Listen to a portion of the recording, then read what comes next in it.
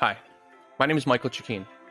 The smartest people I've met have one common belief, that us silly humans really don't know much. For example, we still don't know why planes stay in the air, or how Tylenol or even gravity works. Yeah, gravity. Look it up. In today's distracted, clickbait, misinformation age, I wish we could all be less certain, more humble, and a lot more curious. Admittedly, I've been known to struggle with all three. So no more, no less, this show is my attempt to be that change. Thanks for joining me, and here we go.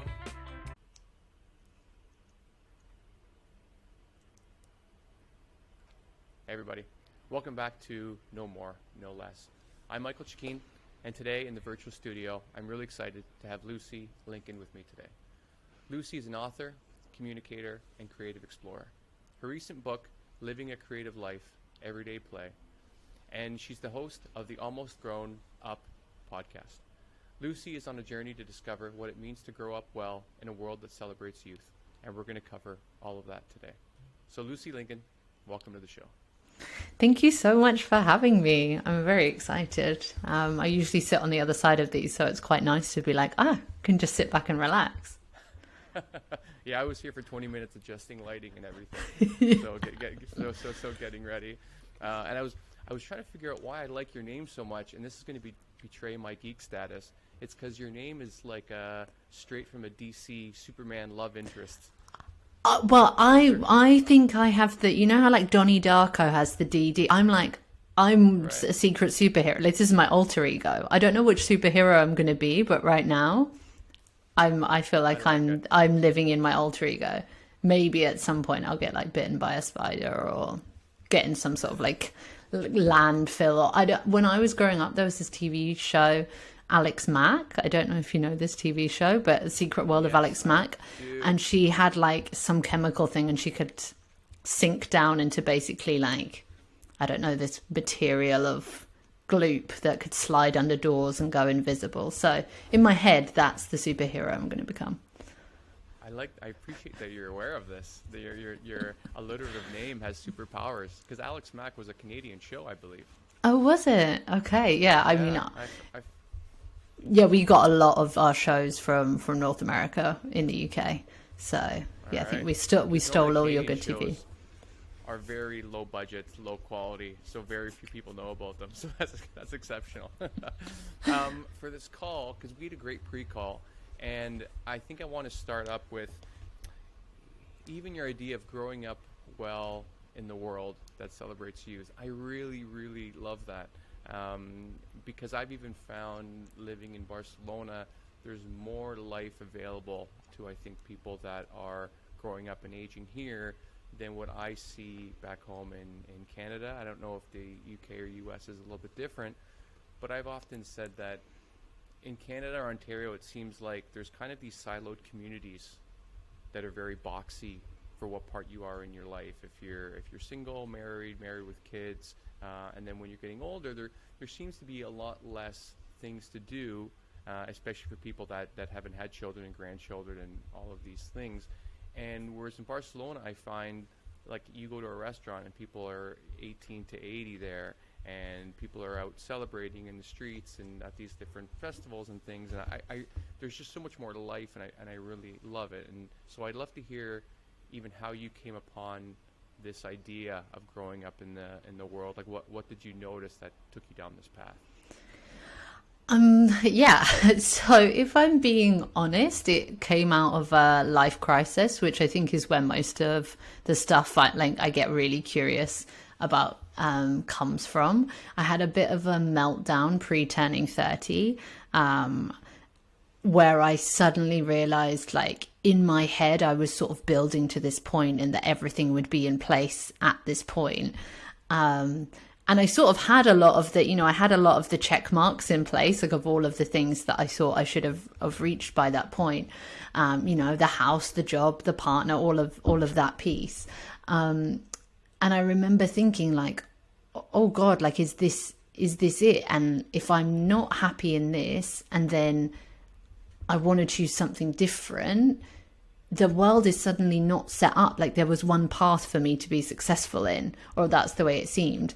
And so I kind of decided that I wanted to change my perception of what growing up was, because I felt like actually when I looked at the world around me, that sort of 2.4 children, house, car, family model maybe didn't necessarily fit with the world that I was facing, with the different things that were going on, with the challenges, with the opportunities, with, you know, the world, you know, that we're in now. So I sort of decided, well, simultaneously to blow up everything in my life and start again, because that felt like the right way to do it. But also explore this idea of what did growing up really mean to me, and try and redefine that, rather than just go, okay, this is the acceptable version. Because I think what has been wonderful over the last few years, especially, is that with the growth of technology, the connections we have across the world, the move forward in a lot of things, I think we are starting to see more and more acceptable stories for what a life is. And yeah, I guess this was my way of exploring that when I didn't feel like there were many alternatives offered to me. It was kind of like, you go this path or you go this path and that's it. And I think I wanted a broader definition of what that was. And I think we have it for a lot of other things. But growing up seemed to be very, very shallow. Plus the fact I felt like after 30, every year I got older, I was losing, because we celebrate youth so much that it was kind of like, oh, well, you know, every birthday I get, I should be more ashamed of, or I should feel more like, have I reached the thing that I'm supposed to have reached, etc., etc. So I kind of wanted to shift that, because I love birthdays and I wanted them to be celebratory, rather than like, oh no, how have I got here again? Like, I'm not ready for this. Right.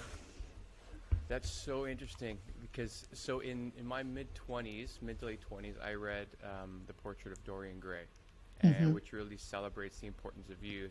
And that stuck with me in a really big way, because it allowed me to kind of appreciate youth while I was still very youthful. And because I remember that book hit me, and you know, like it stuck with me to this day. But in that, I remember when I was 16, I was thinking I'd be married with kids at like 25, 26, and that clearly didn't go in that direction. And I'm glad it did. But like I've always said on this podcast and to friends, like I think we reach 30 for you and 35 for most people, where you've gathered enough inputs of your life and other lives and other, you know, multiverse paths you could have taken, and you can look back and be like, okay, now how the fuck did I get here? Like, what choices did I make? And how can I navigate moving forward? And I think is when I was turning 40 is when I really thought, like, okay, like, shoot. And that's when I started to feel more like, am I losing? Am I winning? Like, I started having like a scorecard in my head where at 30, I was still like, I was finally found a path of entrepreneurship. I was really excited. My 30th birthday weekend was one of the most fun I've ever had with my friends. And living in Barcelona, I think I've really seen so many different iterations of people's lives.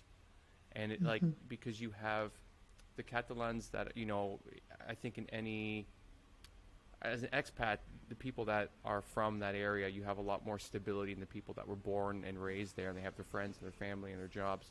In the expat community, you have everything. You have freelancers, you have English teachers, you have entrepreneurs, you have, you know, yogis, like all of these different ways that people just decided, I don't want to do whatever was maybe expected of me in my home country.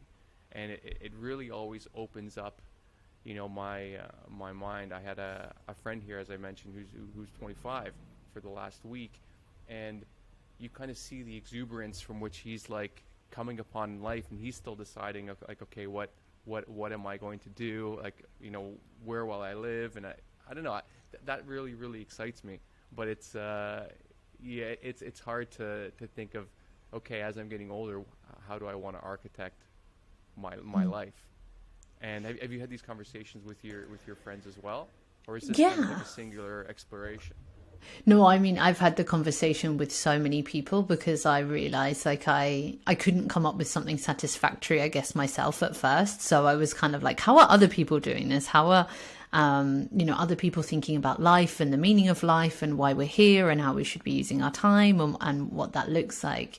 And that really helped for me kind of shape the way I would define what growing up is and what is fundamental, because I think there's such a range in which we can grow up in the world. For me, there seemed to be, when I spoke to people about what they considered growing up to be and what they considered kind of purpose and meaning in life, and I guess growing up in aligned with themselves, the two themes that really came out was this acceptance of the world that we're in, because that is quite a grown-up behavior, to be able to look at a difficult situation or something that isn't how you would want it to be and be able to go, okay, that is what is. I might not like it, I might not want it to stay this way, I might try and change it, but right now I'm not fighting against the world that I'm in and doing this. It's not fair. The way I always think about it is, it's that when you're a child, and your mum's not buying you that chocolate bar, you will throw yourself on the ground. You will like have this big tantrum and be like, I am not okay with this, and I will show you this. Hear me. Listen. Exactly. Chocolate is what I need. Exactly. It's just not fair. Why do you hate me?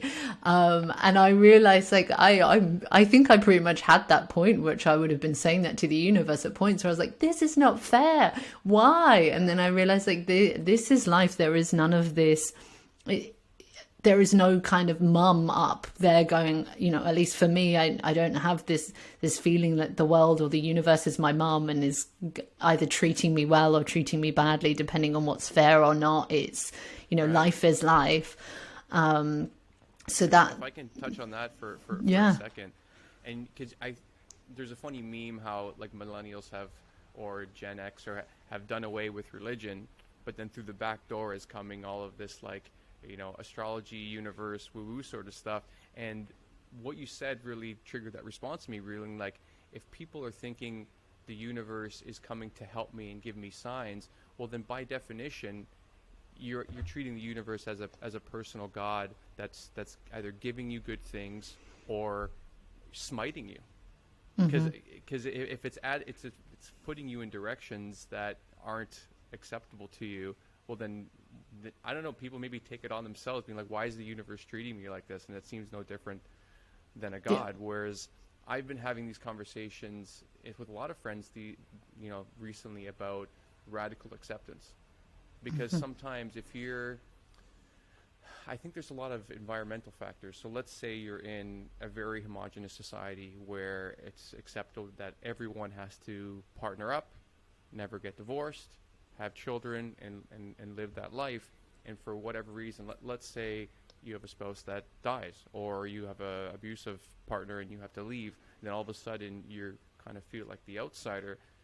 I think it's easy to get into the trap of saying, like, why me? Like all the things you just said, kind of resenting this life that has been thrust upon you, so to speak.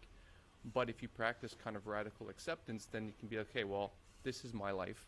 How can I make the best of it? And I think the last few years is how I've really tried to adopt that. And I think it's made my mental state and my life way, way better. Like even during COVID, like the most extreme of examples, you're on social media and I'm seeing people in 2020 traveling and going all these places that they just either they didn't think COVID was real or they didn't care or whatever. And I was like, oh man, I'd love to fly to London. I'd love to go to Sardinia. And then it's mid-July and I realized, Jesus, I live in Barcelona. What am I, like, go to the beach, Mike, shut up. Like, stop looking at Instagram. And then my life, my worldview got better like that. So I think perspective is a real big thing. And what are the people around you saying? Do you have is everyone on the same page, or some people have different opinions on this? I mean, I think it depends, right? I think most people would agree we sort of have to, we live in the world that we live in, right? And the reason why I think acceptance is so important, and I would say I think on average, most people agree and get to that point. I think it's a journey, though, from what you were saying. I do think most people's natural reaction is to go, this isn't fair. What have I done? Why me? Like, I think that's a perfectly natural reaction. And then it's how we take that next step to go, okay, well, you know, this is what is. So then what? And I think that's the key bit for me. And I think that's where I would see people aligning with this idea of, until we accept something, we can't do anything about it, because we're fighting against the fact that that thing exists or doesn't exist, and whether it should exist or not exist. We're not going, okay, if this exists, what would I do about it if I don't like it? Exactly as you were saying just then, right? If I want to travel, and there's a part of you that was fighting with the, I want to be traveling, and these people are traveling, and you know, why are they traveling, and why am I not traveling? And then as soon as you go, okay, I'm not traveling, then it's like, okay, well, what do I do about the fact that I'm not traveling? I travel at home. I do the things that I think I could get from that where I am. And I see that being reflected in a lot of people. I do think that responsibility, which for me is that second part, is the responsibility to change. I do think that gets a bad rep, in the sense of I don't know, you just say responsibility and people are like, oh my God, that feels heavy. And can I not just go to the bar and drink with my friends? Or like, oh, do I really want that? But actually, I think more and more people are realizing that there's great freedom in the responsibility that we take for ourselves, because as soon as you're responsible for the way you act, that the kind of what comes back at you as a result of that, and your choices and the way you choose to see things, you know, there is a great deal of things that you can be responsible for, and you're not responsible for everything that happens to you at all. Like, there, you know, things do just happen, but there is some sense to which, as soon as you have acceptance and responsibility, you can then go about changing what you don't like about whatever is there, and hopefully then enjoying what you do like about what is in your life. Yeah, well, I had a conversation with some friends recently about purpose, and what is purpose, how do you find purpose, and we kind of went all over the place with that chat, and where we arrived at the end was that purpose is what you give to it. So like, if you find purpose in just hanging out with your friends and enjoying your life, playing the guitar on the beach or whatever it is, you know, skateboarding down the boardwalk, great. If you find that through your marriage and through your children, also great. And so I don't think, because there's this idea of like the, you know, the kind of the Protestant work ethic that I think runs through a lot of American culture, for example, that you are what you do, or you are how productive you are. And for me, a life is a life. And if you find joy and purpose in listening to music and spending your life that way, I don't think that's a waste of a life. I think that's a life. Like for me, maybe that would be, I would feel that would be a bit of a waste, but then that means I have to choose something else. Doesn't mean that they have to. And so it's this really interesting dichotomy between how people do enjoy their lives and how we're told that we should enjoy our lives. And you mentioned something about, I think, individually how we do it in the U.S. in responsibility, you were saying. And at least in U.S. culture and North America, there's a lot of this like individualism that's really sprouting up, like this really strong individualism. And for some reason, it seems like there's less responsibility and accountability, and it seems like I should be able to do whatever I want to do whenever I want to do it, opposed to I do have responsibility to community, or at least accountability to myself. A lot of people are saying, if something happens to me, well, who can I find to blame? And I definitely, I would say even in my mid-30s, had a bit of entitlement issue, where if something was happening to me, I'd be like, well, this must have been someone's fault. And it's taken me a while to be like, okay, these are the things that I could be accountable and more responsible for. These are the things that maybe were thrust upon me, but ultimately it's my decision how I react to things. And that's been a journey for myself as well, to have responsibility for, okay, this is my life and I need to take ownership of it. So maybe how do you respond? How do you see responsibility to grow up well and live a fun life. Yeah, so I that really resonated what you were saying, because I do think that the responsibility is the growing up. Like, I think we all go through that stage where we look for other people to blame for stuff, where we are kind of trying to find like the person whose fault it is, and then it is I think this comes back to the radical self-acceptance, actually. You know, when you're talking about radical acceptance, I think there's this piece about radical self-acceptance that helps us to step into that responsibility and give us the freedom to then define what is right for us. And what you were saying earlier about this kind of self-individual mindset, I think, you know, my experience would be not just North America. I think that's happening. You know, we've kind of been, the fact that a personal brand exists in such a way so much across the world, you know, this idea that we are this individual, that is important and that matters, and it is important and it does matter. But I think we are trading off this idea of individual success. I look out for myself. You know, if I put the work in, I will achieve the results. You know, there's some really wonderful things that come out of that. People have done incredible things. They take good personal responsibility. It's not that I think individualism is all wrong, but I think it is out of balance, and we've lost, you know, that's why for a lot of people, the pandemic was actually had some real benefits, because they may be connected with the people next to them. They're connected with the physical people around them. And I think we moved massively away from physical community when we stepped into online in such a great way.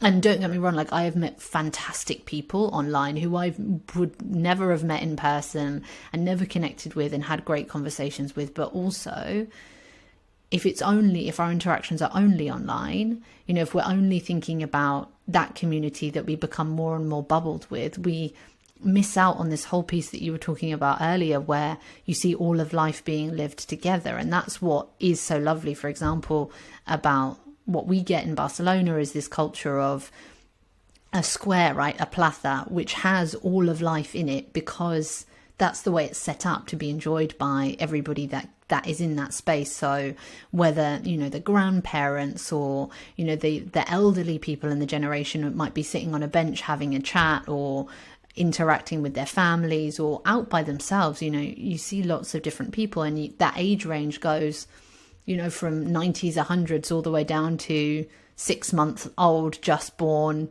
in a pram or being held by their parents, and everything in between.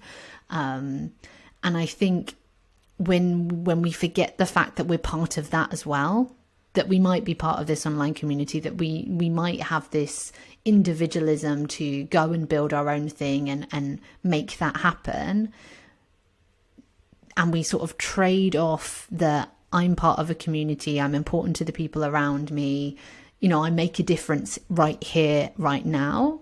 I think we are losing something. We're losing the acceptance of other people for all of their choices, and the fact that if I want to go and make my choices, it has to be okay for other people to go and make theirs as well, and live in a kind of peace and acceptance of that. Even if it doesn't feel like I would particularly agree with them or do that approach myself. But then also this other piece of kind of like how, if we're not connecting in with other people, you know, we go to make a difference in the world and it becomes this huge thing of like, how do you solve climate change? How do you solve the problems of inequality that we have? And they're huge, they're massive. Like, how do we step into that? And both, you know, you end up with sides and people see things differently. And then you spend so much time having the conversation about what the right way to do it is and whether it's even a problem or not a problem, that nothing happens. Whereas if we're focused on what's happening around us, you kind of notice if there's a drought and you think, maybe I shouldn't be using as much water right now because we're in a drought in my region, in my area. Or you notice if there's homelessness in the area that you're in, and maybe there's something you can do about that very specific thing in the very small, not even in the city you live in, but, you know, in the barrio, in the area that you live. And I think COVID offered us a mini step into connecting with the people, or at least being aware of the people and things around us. in a physical sense. And my hope would be is that we keep part of that and move into that. So I guess this is a long way of saying I think we have a responsibility to the whole as well as to ourselves. And the more that we can pay attention to that whole in the very real way, in that it is the community around us, the environment around us, then I think we have a chance to grow up well in the world, to be the grown-ups that we maybe want to be, or at least be aware of what that is, because we're paying attention and we're noticing. Right. Yeah, I think, especially with social media, I think it's easy for us to become isolated. And I think the more isolated you become, even mentally, I think it's easier to be, okay, well, if I'm by myself, then I'll do what's important for me, and that's it. Whereas if you have more of this concept of like the plaza or the piazza, then you at least see more community. And then I have a lot of family in northern Italy, and I remember my cousin once was telling me that in school, even I think it was a full class or just part of his schooling where they were teaching the importance of the piazza. Oh, and wow. So there's actually intention behind it, and why they are in communities and in cities, and how they do kind of keep the fabric of that community healthy and alive. And that absolutely does not exist in North America, definitely not in Ontario, because everyone is, again, siloed in their two big homes, and we're maybe going to the Costco or the Walmart. Not to mention weather impairments, Yes.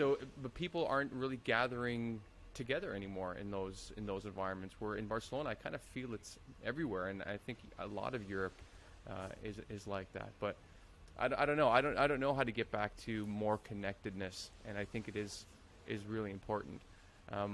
But I'd like to shift to something more playful, which is why play is so important for that. Because I really, and that's how I came upon, because I saw someone I know from Barcelona, Ella, who I've done improv with, on one of your podcasts. And so I looked on your site and I saw the book, and I love the idea of play, because it is so important. And over the years, improv has taught me a lot of that. So maybe we can start by you sharing like how you got focused on this idea of play, and why you feel it's so crucial for all of us. Yeah. Well, actually, I think it's kind of, it almost fits together with the topic we were talking about, right? Because I think for me, play is, I guess I felt like there is a sense to which growing up can be heavy, right? If your definition of growing up is acceptance and responsibility, and you've got all of these big issues to deal with, and you're trying to figure this out, then that's a lot. That can feel like weighty.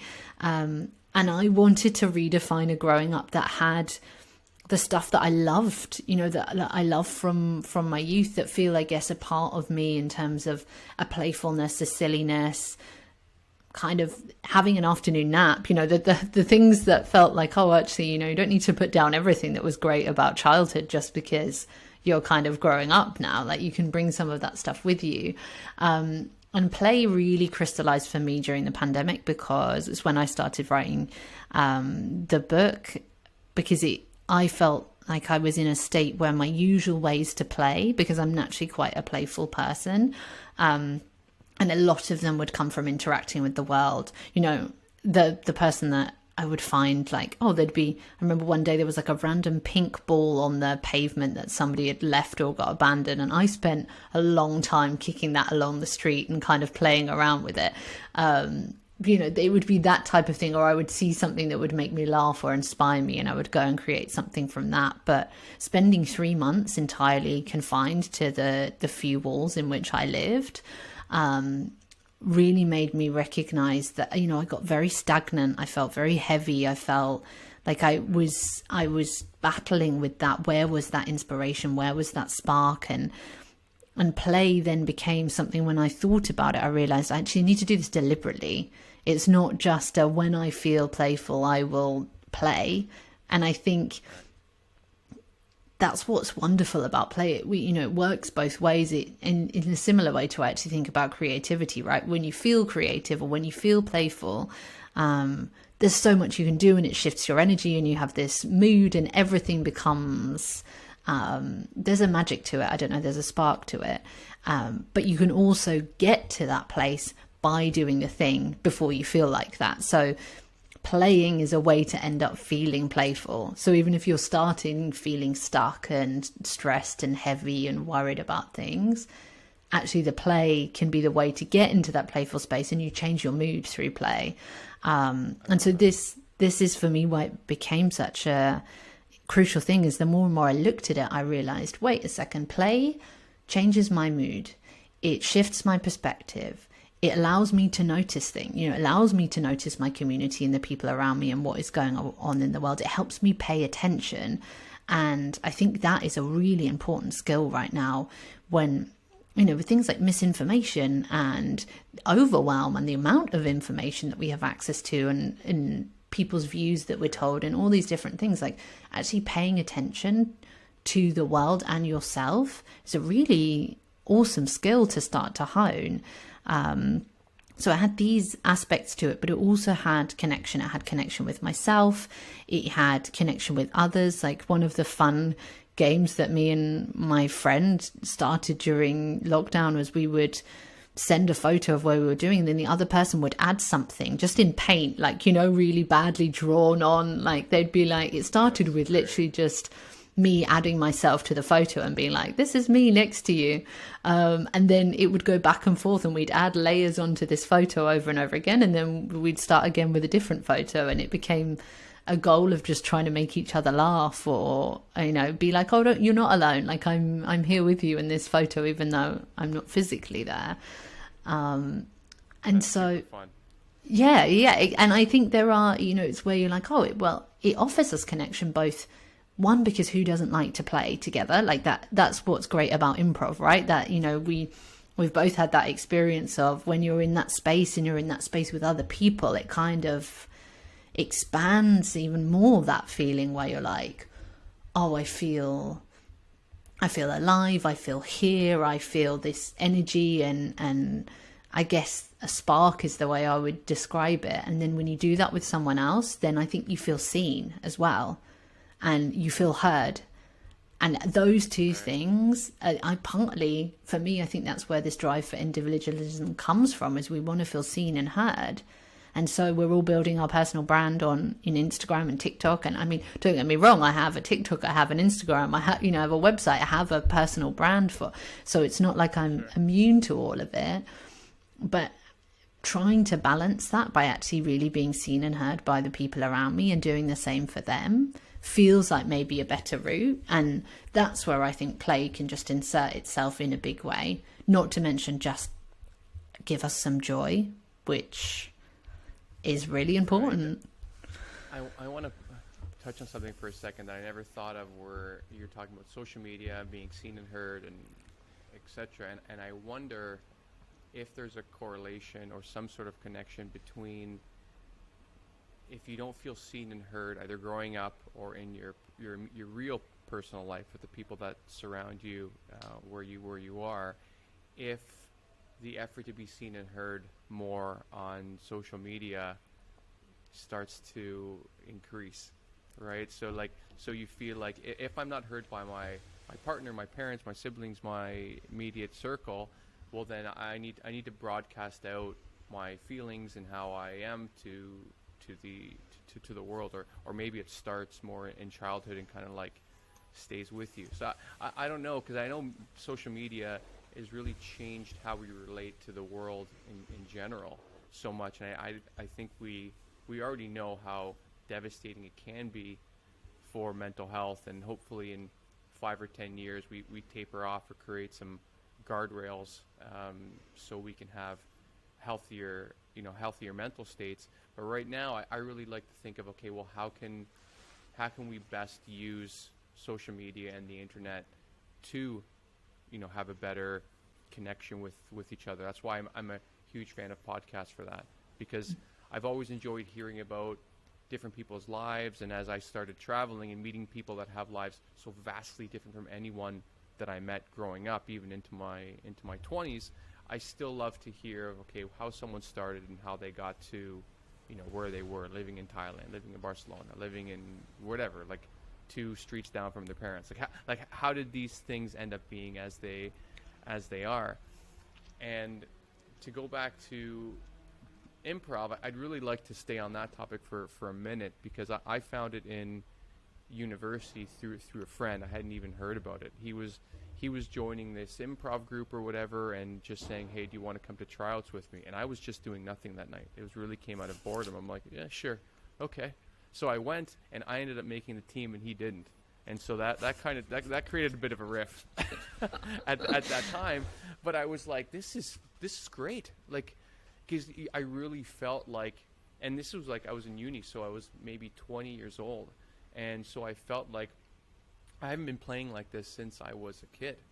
And the elements of the improv that still stay with me is that, eye contact, listening, which we've discussed is probably one of the more difficult parts of the medium, because you're trying to think of your character and what you might do next, or ideas to iterate, but you can only do that if you're listening to your partner who's speaking, which is so important for life and any relationship. But then there's also like just the idea of the fluidity of accepting offers and kind of going with your partners, and also realizing that sometimes if you can make something better, you can make a bit of a switch and lead that interaction into a more positive, harmonious place that's more interesting. All of these things I've always found are super applicable to life. And I don't know, I really have told so many friends that, like, just go take an improv class, like just to see what it's like. If you hate it, you hate it, that's fine. But anyone that's done it, I've never met anyone that didn't like it. And because it really brings out that childlike nature in you, which I think we just lose because we start really mortgage, taxes, jobs, drama from relationships and friendships and all of these things, and we forget let's just have a laugh. Let's just create two people that are on a spaceship trying to figure out why there's a frog in here, and all of these things that make no sense in the real world but are like hilarious. I love it so much, and it seems like you've had a similar experience. Yeah, I mean, I want to say, like, why is there a frog in here? But yeah, I mean, I'm no expert on improv. I've been doing it for a year and absolutely love it. I fell in love with it when I went. I guess I also love that you went because you were bored. Because for me, I think that some of the greatest stuff happens out of boredom, right? I think sometimes if we just let ourselves not be overstimulated and we're in like, okay, I've got nothing to do, that's when it's really exciting exploration can happen. So I think that's such a lovely story. But yeah, I mean, what I would echo everything you said. Like, as I said, I'm not an expert in improv at all, but I thoroughly love doing it. I think it is a huge permission slip. And what for me is exactly what you're saying. All of a sudden you're playing. But what I found really exciting was I went into a room with 10 strangers who I didn't know, of differing backgrounds, differing ages, different perspectives and viewpoints and experiences. And my first improv class was it was well mixed, quite a wide range of different people. I think we had probably 6 different people from different countries represented, it was really mixed, diverse group. And that within 5 to 10 minutes, once we got over the awkwardness of I've never done this before, this is scary thing, everybody was playing with each other. And it happened so quickly. It wasn't like, after 10 weeks of doing it bit by bit and getting used to each other and feeling comfortable, then we started having fun. It was, within 10 minutes, like, I started laughing and I realized, like, I hadn't laughed that much. It was 2.5 hours where I laughed more than I'd laughed for a long time, and I watch comedy, I put myself in situations where I would laugh. I have funny friends, it's not that I don't laugh a lot, but that was like, oh my gosh, this is hilarious. And everybody's having fun. And I think that piece where we can just say, oh, it's all in you. It's right there. It's kind of at your fingertips. It's just right now you're playing a grown up really, really well. You're playing an adult, or you're playing an entrepreneur, or you're playing a consultant, or you're playing a mom, or you're playing a dad, or you're playing whatever it is, a partner, and that's the role you've given yourself without kind of thinking about that fact. And then you realize you go into an improv class and everybody drops. They're like, well, actually, I do this in the real world and this is my thing. And they're like, okay, what is the game? There's a frog. Why is there a frog here? Oh my God, who brought Steve? Then it goes into that. There's so much gold in what you just said. Like even the idea of how quickly you can play with strangers. And right now you have all of this explosion of social anxiety because everyone's so scared of being judged and all of these things. And the concept of improv gives you a permission slip, which I love. I'm going to steal that forever. But because people have a lot of social anxiety from interacting with strangers because you feel like you won't be enough, or you'll be judged for being who you are, which I always think is a terrible thing to be fearful of. And in improv, you realize that you can have fun with anybody. You may not want to hang out with that person afterwards. You may not have anything in common, but in this environment, you can have fun with anyone. And I think that's even helped me going into networking events or other things that would have a lot of strangers that maybe we don't have things in common, that I figured no, but I can connect with these human beings because we are human beings. And there's even fun in improv classes that there's always a couple nutters, which I think makes it super fun. There's always a group of amazing people you can connect with, and then a couple people you're like, what is happening in their head that this is what's going on in the scene? I did a class years ago, and there was one woman who every time she would enter a scene, she would be angry and yelling every single time, and it became funny after you realize, okay, no matter what scene I create, she's coming in hot. and so I have to get ready for that. So no matter what she brings to the table, I have to listen to what she's saying, but also make it make sense when it doesn't at all. And so this idea of being more fluid and malleable on your feet, I think is super helpful in environments, because sometimes we'll find ourselves in the real world and being like, okay, well, this area, this doesn't seem real fun, but I've learned maybe through improv or whomever, my upbringing, that well, I can make it fun. I can find a game in this room, and I'm just gonna fuck around, and I'm gonna have a good time regardless of what these external factors are. And I think that's one of the toughest parts in life sometimes, is an environment is really oppressing your ability to have fun, but you've got to overcome and find a way to create a game. Even with friends, it's one of my favorite things to just make a game out of anything. It doesn't matter if you have a long piece of what's it called, kitchen roll or something. That can be a bat. We can play a full game here. Just throw something at me and I can hit it. It's fine. So yeah. Do you have any games that you like playing with friends that give you a lot of joy that maybe we can share with listeners? I'm trying to think if I have any. Let me think. I have 3 thoughts that I'm thinking from what you said, which I'm trying to hold in my brain so I can come back to. Oh, okay.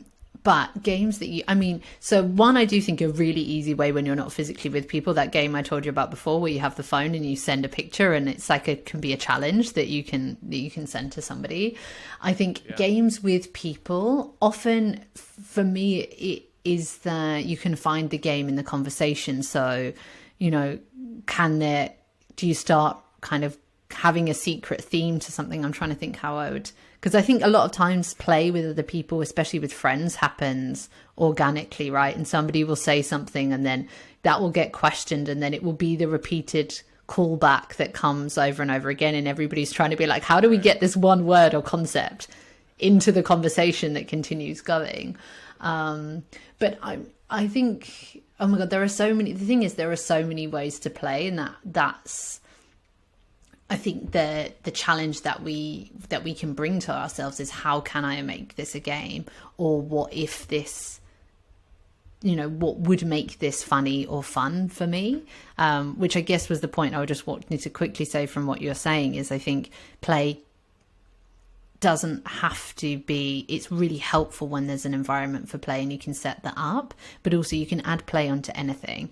I'm trying to challenge myself to be like, how do I make brushing my teeth more fun? How do I make that more playful? Because I do it every single day, right? So what does that look like? And you turn it into a game. It's like, okay, well, today I have to hit like 50 brush strokes and every one needs to be in a different direction, just like a tiny different direction. So, I'm trying to do different brush strokes with people, or like, I have a really bad tendency to just be like, my poor partner will be like going to leave the door and I'll just tackle him, like just come out of nowhere and tackle him and then be like, okay, bye, have a good day. But just to be like, that element of surprise for me is really fun. So I think just expecting it, allowing it to be part of your day and finding ways to put it into the boring stuff. Like, how do you make your commute fun? You race people even though they don't know you're being raced, and you give yourself points for every person you get. That was actually given to me by Kiva, who we both probably know from the big improv group. She races people on the street. I've never met her, but I know her through people. She seems like a lot of fun. Yeah, like my brother and I used to do that. We used to travel. Every time we would find ourselves both at the base of a set of stairs, we would just race it. Every one. And he's a fair bit younger than me, so I think he'd probably crush me now. But I always have some sort of distraction element. So we'd get to the stairs, and I'd be like, "Oh shit, dude, you dropped your phone."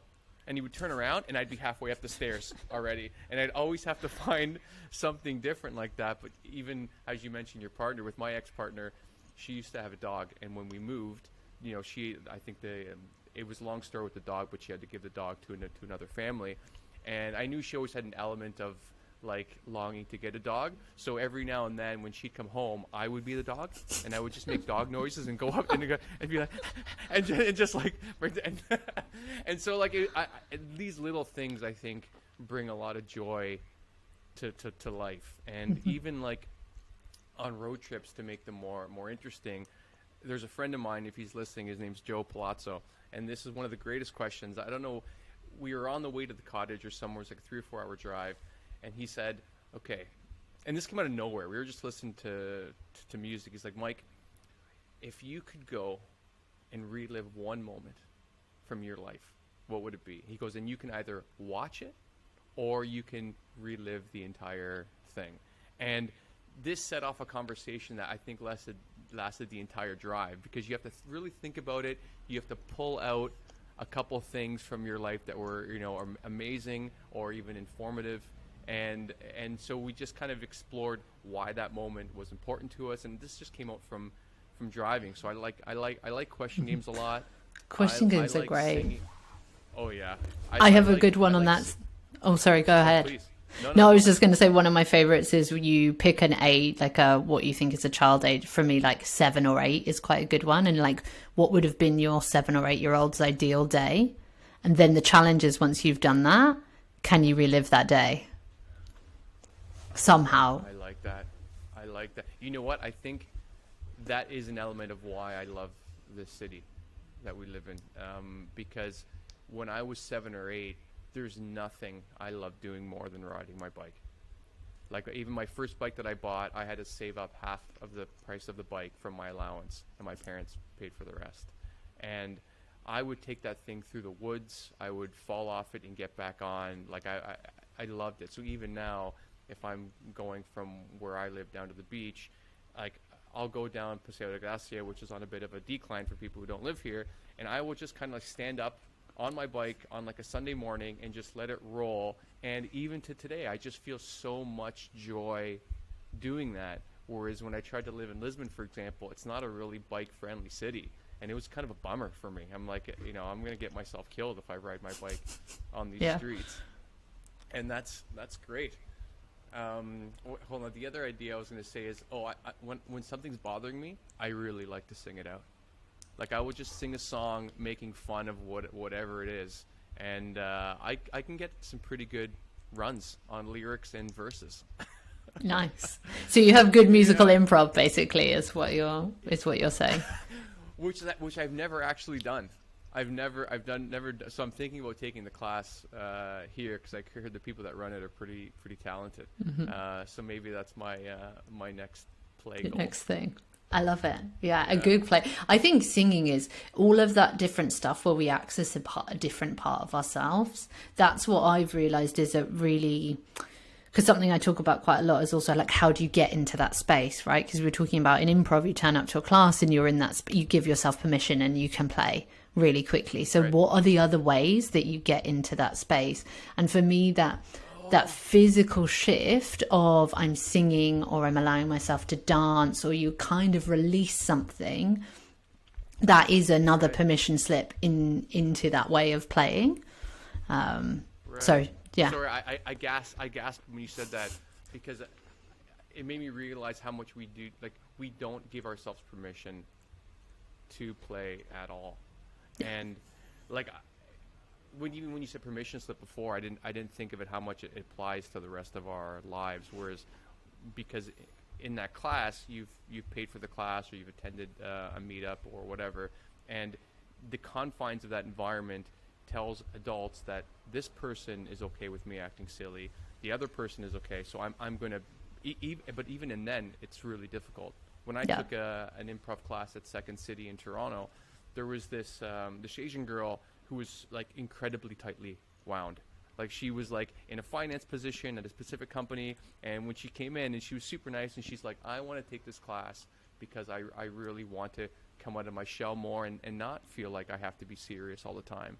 And me and this group, we took a series of classes together over a couple of years, and all really got to see her change and go from someone who's like kind of scared to make a off the wall offer into the scene to someone who was like bringing in these crazy, insane ideas. And so it was really informative for how transformative improv can be if you allow some of these lessons, and to give yourself permission in everyday life to be able to do these things. Like, even when we go for a drink, she'd be more open after a couple of years.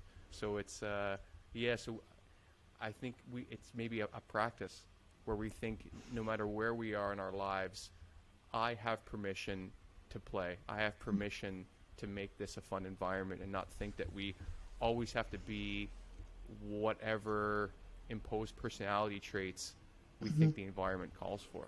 Yeah. I mean, I think one of the reasons I love play so much is, for me, it's almost synonymous with possibility. Play is this way in which I don't know what's going to happen next. And it's not predefined. And then the whole world goes like, phoom. And I think it's amazing when you apply that to ideas and problem solving, but when you apply it to yourself, or the way that you are in the world, or what you allow yourself to do, it's even more powerful, right? And that, exactly what you were saying with that example, is, well, when we're in an environment where we have people around us as well modeling, because I think that is also helpful about a group of, you've got a group of people playing, so automatically it's acceptable to play, you're encouraged to play, it's the norm to play. Whereas the rest of our lives, we pretty much spend it being like, that's not the norm. You know, everybody around us isn't doing that same thing. But when we allow that, the journey that we can go on, the parts of ourselves we allow ourselves to be, it's, for me, it's another way to grow and find more of yourself and expand into more of the person that you're trying to be, or that you want to be, or that you just are and, aren't kind of letting be out in the world, so to speak. And I think there's a hard line. That's something, I actually discussed with Ella, in how do you, because if you create this space of acceptance and openness and playfulness, then, everybody comes from different backgrounds, and their ways that they want to play might end up triggering other people or offending other people, or it is a delicate balance to hold that space. But I think what she called out, which I think is wonderful and I think is really helpful for us, especially where play comes in, is that in an improv room, and I would say in play in general, judgment isn't there. It's not, if if something happens that somebody was offended by, then you're not judged by it. You're just going, okay, this didn't feel like the right way to go. This upset another human being. How would we do it differently? Not Right. you're an awful person for having done that or think that. And I think the same goes for anything that, trying to solve a problem. When we bring in judgment too early on, that's a bad idea, that's a good idea, that will never work, people will think I'm weird if I propose this in a meeting, etc., then everything gets shut down. Whereas if it's like, okay, take the judgment out of that whole thing and play around with what all of the things it could be before you then decide what the direction might be to go in, and allow yourself to go in a direction and go, oh, not the right direction, I've got some feedback, that's not right, where else could I go, what other route could I take? And for me, I think that's where it's really powerful, is you can give yourself a space without judgment and full of possibility, which is kind of where I want to be living most of my life, if I'm honest. Yeah, I really love that as well. Like, exploration and curiosity is super important to me. And Yeah. like, always learning and creating. Like, I think the last few years I've been doing more like learning and reading and exploration and talking to people, whereas now I'm trying intentionally to be more creative. And I find sometimes that there's a block in really, because I'm so used to, I guess, assimilating all of this information in me, but sometimes to having a creative outlet is more challenging. And so I'm really trying to feed that skill more often. And I wonder where you think that we start losing the element of play, because I have some theories, so I'm curious what you think, because I even thinking of it, I remember a girl in elementary school, her name was Angela. I think she was like, this is like grade 6 or grade 7. It felt like her job was to go around the playground at recess and tell all of us how immature we were acting. And like, it was annoying then. And I look back now and I think of like, geez, what household could she have come out of, that you're, how old, grade 6, grade 7? You're like 11, maybe 12. And if you think that people aren't allowed to play around you at that point, like, did she just, she was born a lawyer? I really don't understand what like where that came from. But I remember a lot of us being like, shit, should we just stop doing this? Like are we being silly? Like, but if I recall more, I think it was mostly put on the boys. Mm-hmm. Like, you guys are so immature. You guys are so immature. And like, isn't that our job at 11 or 12? Like, isn't immaturity kind of part of the description of what you should be doing then? And so I wonder from you, where do you think some of the playfulness gets, cauterized out of our personality? I mean, I think if I'm honest, I would say it happens in your later schooling, right? And I would say that it happens to most of us because that's the way in which, society is set up to an extent. Our schools become more serious, what is required of us becomes more serious, and everything, there's less time. This week I actually recorded a podcast on play and productivity, and it really struck me. There's like playing around, like quit playing around and go and focus on your work is something that I remember, you would hear when you were younger. And,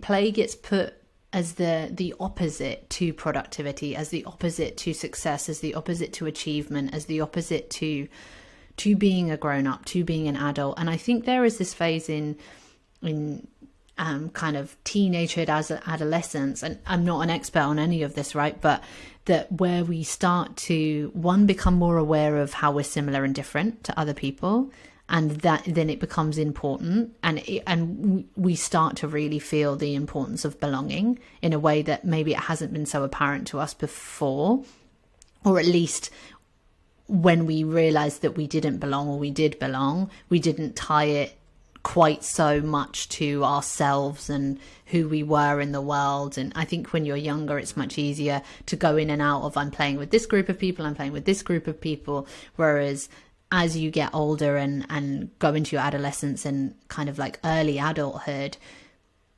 you're trying to belong while simultaneously trying to find yourself, right? We're dealing with a whole new range, I mean, physically a whole new range of hormones and adjustments in our body, which we're trying to stabilize, but we're also dealing with a whole new thought about ourself in the world, what the world is, a recognition. I think we've become even more aware of how other people see us, and that gets reflected back. And I think when you're, well, as a younger person, all of these competing issues are put on you, and I think that's where we start to go in, right? You've got the overwhelm, you've got other people's reflection back of you, you've got how you feel about yourself, and they're pushing you to define yourself and to be able to define the world, right? Because when everything's confusing, you want concrete things. You want to go, hey, I know what the world is and I know who I am in it. And actually, I would say that's a really long journey that we go on. It's just we kind of feel like, okay, by 18, by the time I go off to college or university or, whatever that is, or go into the world of work, because let's face it, lots of people go into the world of work at 18 as well, that I need to know who I am so I can present that and be really clear. And play doesn't fit in with that, because play is a movement. Play is, I might be this, but actually I might change and be this. There's fluidity to it. There isn't a concrete construct that we can necessarily fall back on. And I think in our youth, we really need that. We're craving it, and we're trying to assimilate all of these things. So play drops because it will make you stand out. It could make you question whether you're building a version of yourself that is the right version. It drops out of your day-to-day because you're told to be serious in school and pay attention and your exams are important. And I don't know the message you got, but when I was at school, it was like, well, these exams are important because then they mean you can do this for your next set of exams. And if you do well in those exams, then you'll be able to have the choice of what you want to do in subjects. And then if you do well in those subjects, that will define your university. And, if you do well in university, then you'll get X job. And, it's sort of devastating, to be honest, to go through that track and then get out of university in a recession and find out it didn't matter how well I'd done in the exams, that actually wasn't going to change whether my first job was working as a shop assistant, regardless of the master, degree you have. Like it doesn't. I know people with PhDs who they clearly planned their entire path and went through 12 years of schooling, and they came out and they couldn't find a professorship anywhere, and they had to move to like a country they didn't want to move to, or a state they didn't want to move to, and so it destroys their plan. It's like it's like the very common Mike Tyson quote that someone can have I think it was everyone has a plan until someone punches you in the face. Yeah. and I think that rings true for most things, because there's this concept that I think play can also, as you've mentioned, can be synonymous with exploration. And so if you don't give yourself permission, which I think is the key word of this show, permission to explore and to play, well, then you're never going to find anything else out. You're just going to stay with this plan. And ironically, the one of the main things that human beings are terrible at is forecasting and planning. We can't never tell what the future is going to bring. Everything's always going to be a little bit different or completely different than the idea of what we have, even with some data behind us. And so I'd like to maybe end off on this idea of how play is the antidote to perfectionism. And if we can have like an anti-perfectionist sort of mindset, I think it even takes us between what I think PhD Carol Dweck would call either a growth or a fixed mindset. Where have you heard that concept before? Yeah. Huge fan of Carol Dweck. I read that book, and it blew the back of my head off. Whereas I think everyone is on a spectrum. Not everyone has a fixed. Not everyone has a growth. But the concept is that a fixed mindset, people think that their abilities that they have now, that's what they are or are not good at. That their skills and capacity for things are fixed. Where people that have a growth mindset, they think that people that you can change, that you can learn, that you make mistakes, and that's how you get better. Just explain for people that may not have, or if not familiar with that concept. And even the analogy she uses in that book, that like, let's say you're climbing a mountain, the concept is not to look up and see how far you have to go. It's to look back and see how far you've come. And so I think the anti-perfectionist mindset will take you further in play. It will take you further in growth. It will take you further, hopefully, towards a life that you really value. And so I know you've thought a lot about this, so I'd love to hear how, you know, where you are in this concept. Yeah. So first up, I will admit a lot that I am a recovering perfectionist, 100%. And I would have said a few years ago, I had in many places a reasonably fixed mindset. Like I didn't live that much in the sense of a growth mindset. And it was actually learning a new language. When I moved to Spain, I didn't speak Spanish. That was part of the reason why I moved here, to learn the language. And realizing like, oh, in order to learn anything, I have to not be perfect, and I have to accept that I am where I am now.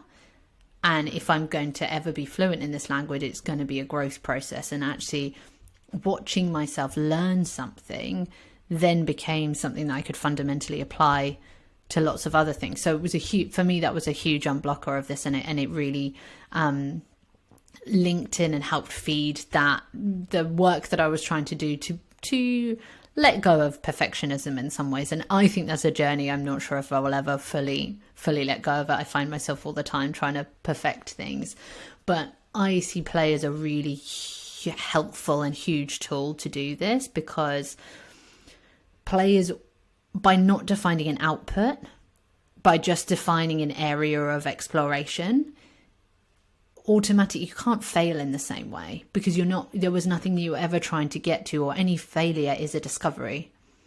It becomes this has made that result, and that felt easier to deal with, because it's what I needed to do to move away from the perfection and to move into a growth mindset, was to remove my very binary one. I must be successful at it. Like it must, if I am going to put any effort and it's worth my time, then it must be a good result. Like, and that good result could be, I get praise, I do it right, I, kind of, I don't know, feel like I've done something I can be proud of. And as soon as I really needed to take that, it must be this, otherwise it's not worth my time, out of the whole equation. Because you don't do a lot of things if you're trying to decide, well, if I'm not going to be good at it, I'm not going to do it. Then you just don't do anything, because you only do the things you know you're going to be good at. So you never try anything new. You don't play around with things.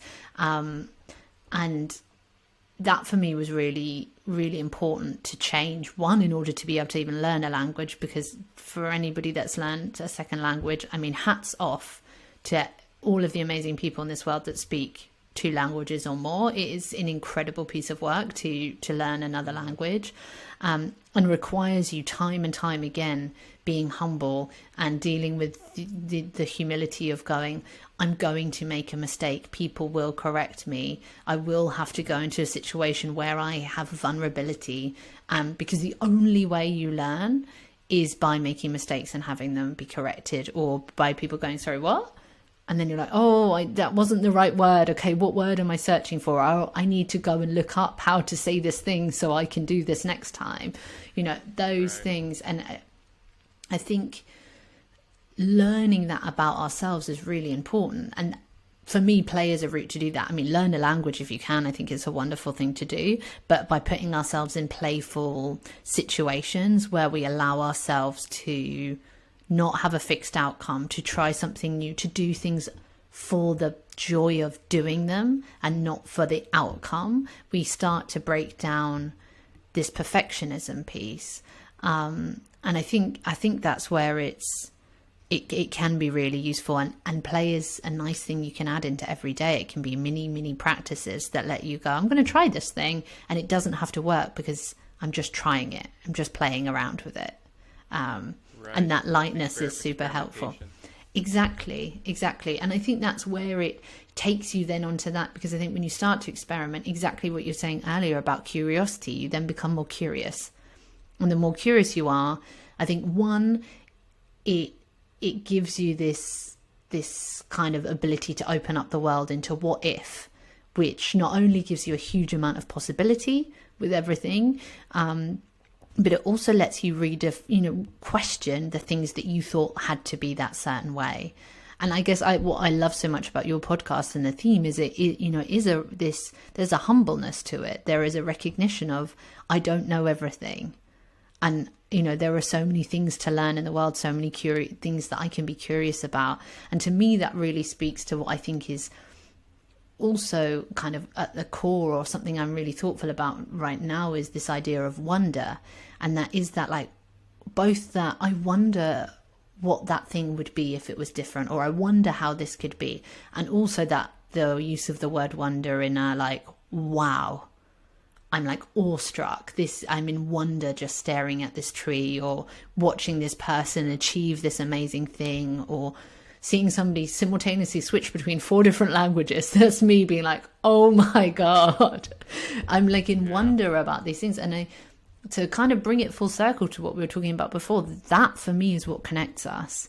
When we're in a space of wonder, we're going, I'm seeing that thing enough to belong with it, to be part of it, for that to be part of my experience and my world, and therefore I'm connected to it and I belong in it. And I don't know, I think it just gives us this broader perspective of not just ourselves in the world, but the world in relation to ourselves, and how we're part of that whole. Right. I love that, because I think it's hard. I definitely have an issue with perfectionism in some areas of my life that I'm recovering from as well, especially when I want to move forward with new projects. And it's helped me because I have 3 projects I'm currently working on, one of which is this podcast. And if I don't look at it as this is an experiment that might fail, and I'm doing it to see if it might be good or not, I have a real problem getting out of the gates. Mm-hmm. And even throughout my entire life, no matter what I've been trying to do, I really have to find a way to trick my fear-based brain to do these things anyway, and not fear the judgment or how other people will think, oh, why did you do that, or what? Because I don't know, I think I come from a bit of a critical environment growing up, and culturally as well. My whole family is Italian. There's so many amazing things of Italian culture. I should do another podcast on that. But in one aspect, it's a very it can be a very critical culture, where they have a very specific way to do things for when it comes to food or social interactions or all sorts of things. And again, there's value in that, but I think I take that upon myself in oh, this should be a certain way, and if I'm going to do it a different way, well, then I should be ready for all the judgment that's going to come my way and all the opinions, and everyone has an opinion. And I'm getting a lot better with trying to ground myself in why I wanted to do something, or why I wanted to make a certain decision, so then when comments may come, they roll off me, and they don't have the power that they once did. But experimentation, for this podcast, I said I'm going to do 10 episodes, and I'm going to publish them, and I'm going to see how that goes. And here we are at episode 24 or 25. But it's really hard, because if you look at it as play, and as you said, then I think it's easier for us to kind of live our lives without this, oh, this failed, this won't be, this is a quote unquote failure.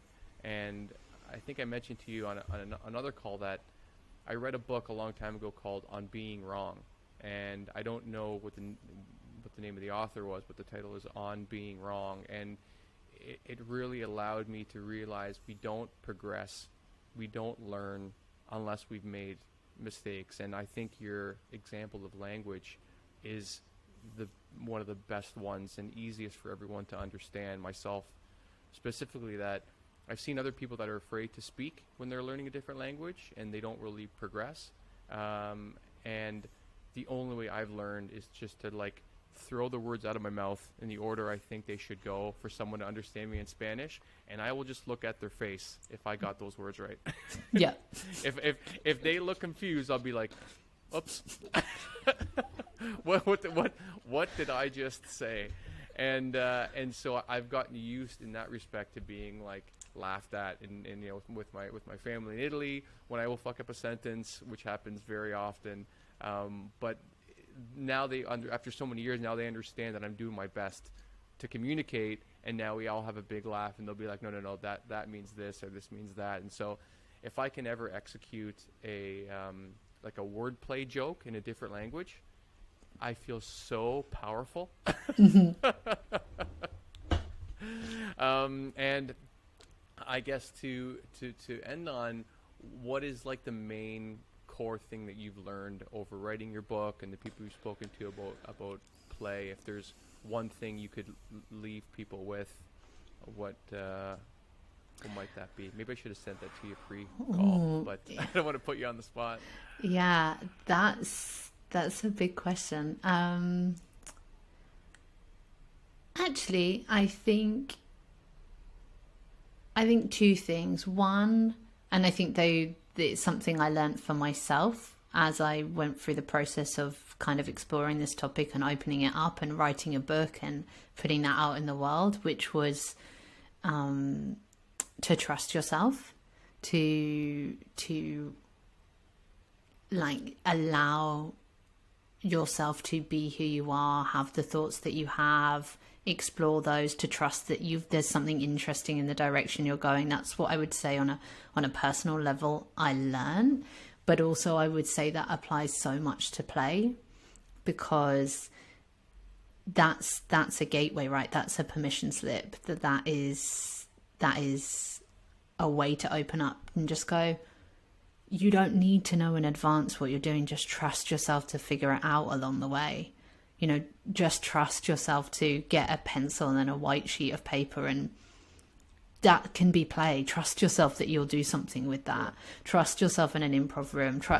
It's that piece that I think that I learned hugely. And then the other one that I would say that is the lightness of play is so powerful. And actually, it really doesn't take us a lot to go from... I'm thinking specifically about one night where I was like, the book is entire shit. No one will ever read it. It's not worth anything. All of it is rubbish. Why am I even doing it? And how quickly just being like, okay, apply one of the things. Just do something playful. And how differently I felt, how much lightness I then had. And I think I said this to you before, but for me, I think being alive is a creative act. We are all creative beings. It's required of us to be in the world.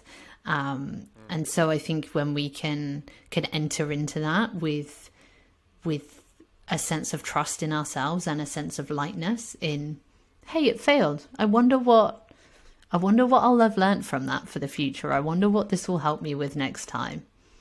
Amazing. Then I think hopefully more of our life will be that little bit more enjoyable.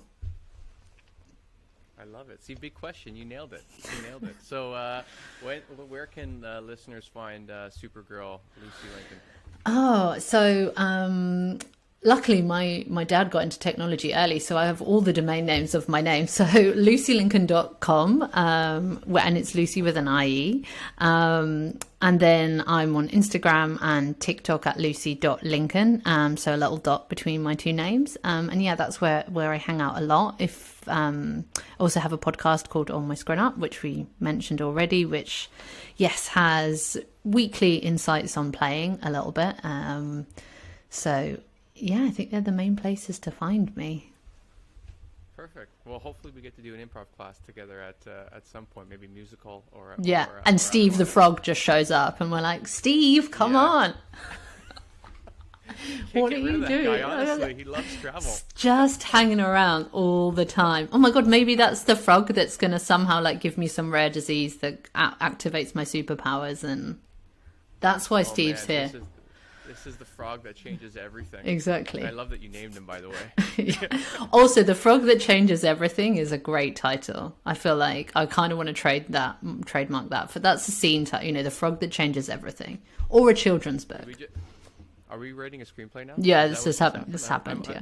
I like that. It is a good name. All right, cool. Well, thank you so much for being here and your time. Lucie, and thanks for playing on the podcast with me. Oh, thank you so much. It's been so much fun. So thanks for listening to No More, No Less. I appreciate the time you spent with me today. So please subscribe and rate the show if you enjoyed it. It'll help me create more amazing content and get that next little bit of validation that I so deeply crave. If you didn't enjoy it, well, that sucks. But to make sure, I think you should listen to my next 10 episodes and then decide. I mean, come on. Rome was not built in a day. I'm just getting warmed up here, guys. So thanks again. See you next time.